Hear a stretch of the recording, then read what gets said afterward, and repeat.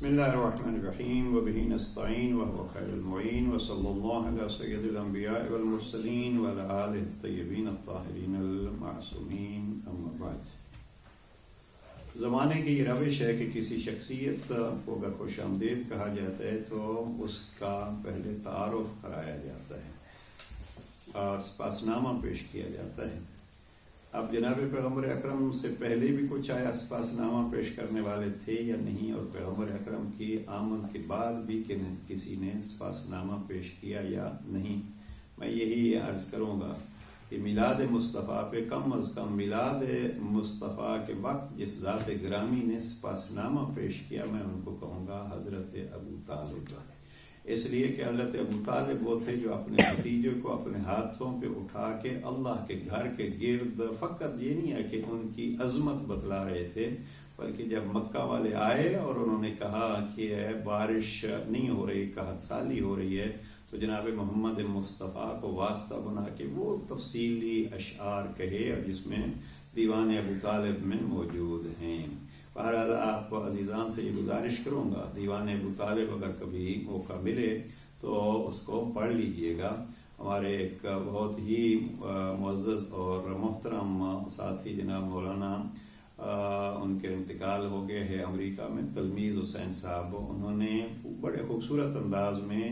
اس کو شائع کرایا ہے، دیوان ابو طالب۔ انشاءاللہ کبھی فرصت ہوئی تو اس کو پیش کریں گے۔ تو وہ جناب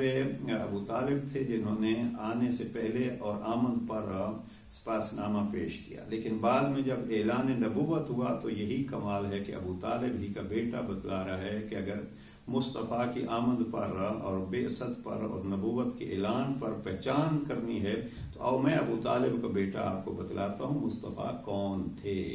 اور مصطفیٰ کا اور میرا آپس میں تعلق کیا تھا، جوڑ کیا تھا۔ میرا پسندیدہ خطبہ ہے، جب بھی میں جناب امیر علیہ السلام کی زبان مبارک سے ذکر مصطفیٰ کرتا ہوں یا یوں کہتا ہوں کہ نبی کا اگر کسی نے پتہ پوچھنا ہے تو وہ علی سے پتہ پوچھے، اس لیے کہ علی نے یہاں اپنا تعلق بتلایا ہے۔ خطبہ نمبر 190 نہج البلاغہ میں جناب امیر علیہ السلام فرماتے ہیں، اور فقط یہ نہیں ہے کہ عمومی طور پر اعلان فرما دیتے ہیں بلکہ اعلان کرتے ہیں، اگر کسی کو نہیں معلوم پہلے تو معلوم ہونا چاہیے۔ لفظ امیر علیہ السلام کے وقت علمتم، تم جانتے ہی ہو کہ میرا اور نبی کا تعلق کیا ہے، اگر نہیں جانتے تو پھر بتلا رہے ہیں کہ میرا بہت قریب کا تعلق تھا اور ہے۔ وَضَعَنِي فِي حِجْرِهِ وَأَنَا وَلَدٌ، میں چھوٹا ہی تھا کہ پیغمبر نے مجھے گود میں لے لیا۔ یضمنی الی صدرہ ویکنفنی فی فراشہ، پیغمبر اکرم اپنے سینے سے مجھے چمٹائے رکھتے تھے، بستر میں اپنے پہلو میں سلاتے تھے،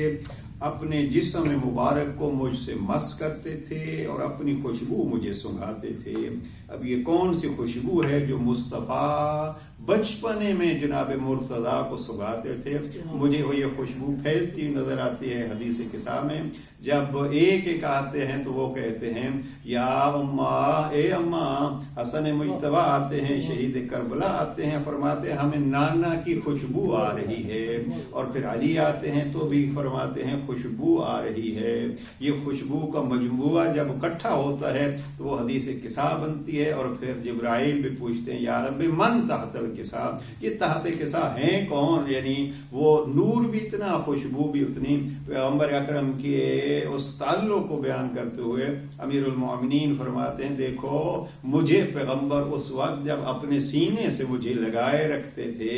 اس وقت پیغمبر اکرم اپنی خوشبو بھی مجھے سنگھاتے تھے۔